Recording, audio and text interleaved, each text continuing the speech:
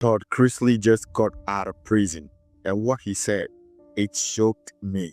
Now, it's not because he got pardoned by Trump, but because he stood up and called out white privilege from inside a US prison. Now you want to stick around because we are going to be diving deep in this one, and trust me, this one, it's going to be very big, even bigger than just Todd. Y'all heard what Todd said about black folks after being pardoned by Trump? Listen. This is a long shot because so many people are told no. And being in the prison system, anyone that says that it's a fair shake, it's not. Because I dealt with young African-American males in the prison that I was in that were not treated the same. They were denied programming. They were denied access to certain things. I was not denied that, but we know why I wasn't denied that. And so I think that that is a much bigger picture that we all as a society as a whole need to look at, that we are one. And whether you're Republican, Democrat, or whatever, at the end of the day, when you're in that hospital, you don't care if it's a Democrat treating you or a Republican. Now, some of you may, but I want whoever's going to be the best.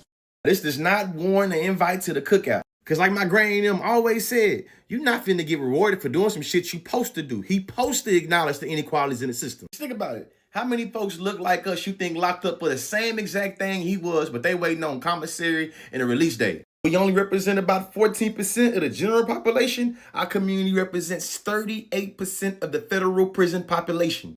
They both got pardoned, and I hope that when they rubbing shoulders with them Trump supporters, they're able to keep in mind that no matter how much them folks engaged in colorblindness, they seen the racial inequality for themselves. Well, maggots always love to ask, can you name anything that I can do as a white person that you can't do as a black person? Shit, ask Todd. I'm going to start saying that for now. Yeah.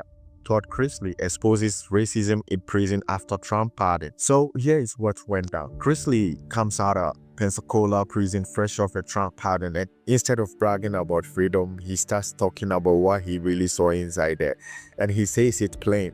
Black inmates denied programs, denied access, but him, nah. Doors were just opening and resources were just flowing in. Everything worked for him. And he said it straight. We know why I wasn't denied that. White skin. You just said it, like white skin, because he's white, he was given a lot of privileges in prison. And the crazy part, a white reality TV star called out the same system we've been screaming about for years. Isn't that something? Now let's pause for a second and let's talk about what this really means.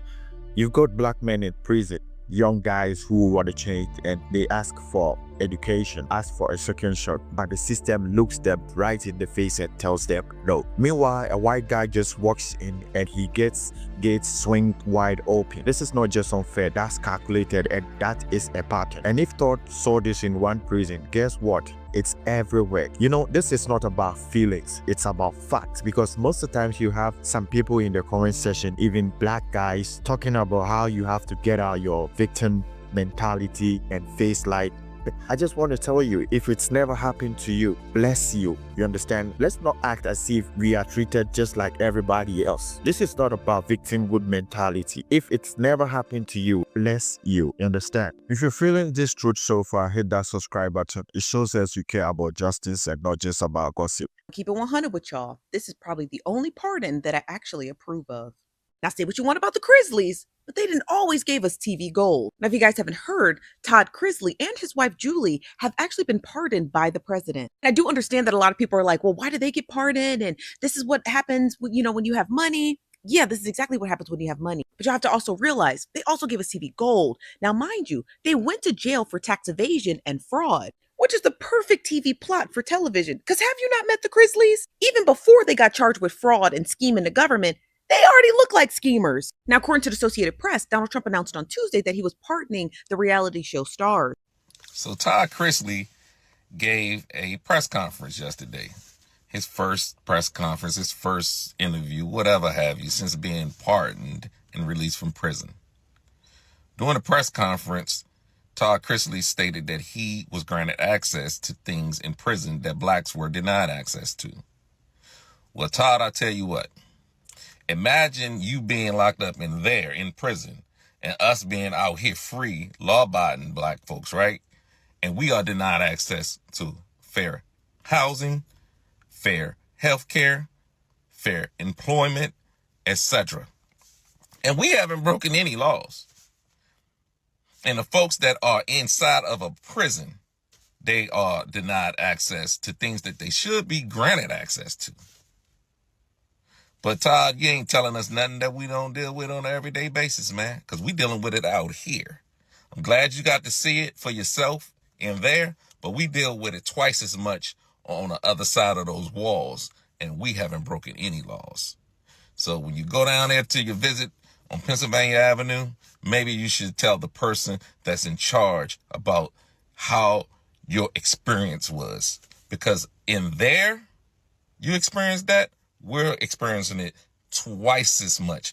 And we haven't broken any laws. We're law-abiding citizens, and we deal with stuff on a daily basis. To watch Todd Chrisley at that press conference today talk about how he was in that federal prison camp in Pensacola, Florida, and he said he was locked up with hundreds of black men who were treated terribly, who didn't get the same treatment he did, that didn't get the same privileges he did, that hasn't seen their family in over 2 years, how the guards treated them badly, and how now he is going to fight to change the federal government prison system and bring awareness to the discrimination, the racism, and the unfair treatment in the federal government system of prisons. That made me cry, because for so long we have talked about, we have cried, we have begged, we have pleaded and said that the federal government and the jail system, the prison systems, are not fair, and they don't treat everybody equally and the same. They give people who do the same crimes different amounts of time and charges based off their skin color, and that's not fair. They don't take into account socioeconomic status, none of those things. People who commit domestic violence get less crime than non-violent offenders, and it's not right. I am so glad that Todd and Julie are home. I have belief since I read the court transcripts that they were innocent. Everybody know Todd Chrisley got a pardon from Trump. And when he did his press conference, he exposed the jail system, y'all. He spoke on the inequalities of the black man who was in the same prison as him. He said he got to do things that he never seen black men in there do or have the chance to do. He said this shit is not fair.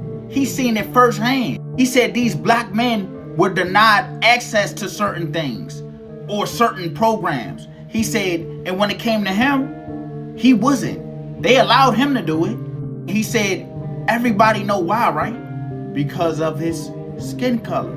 And I know Trump was not expecting Todd Chrisley to get up there and talk about the judicial system and how African Americans are not being treated fairly.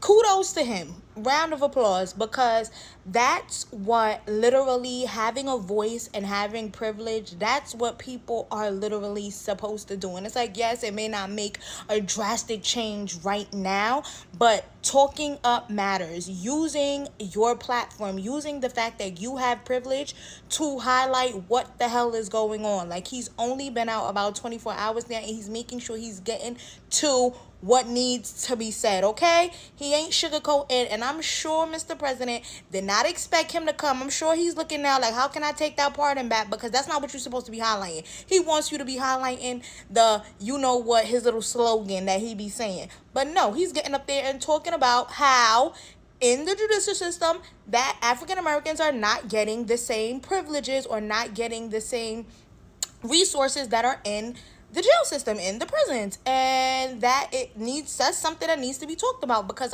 when African Americans come out and they say it, it's just like, boo-hoo, so what? And now someone else is getting up and using a platform to make sure what needs to be said is said.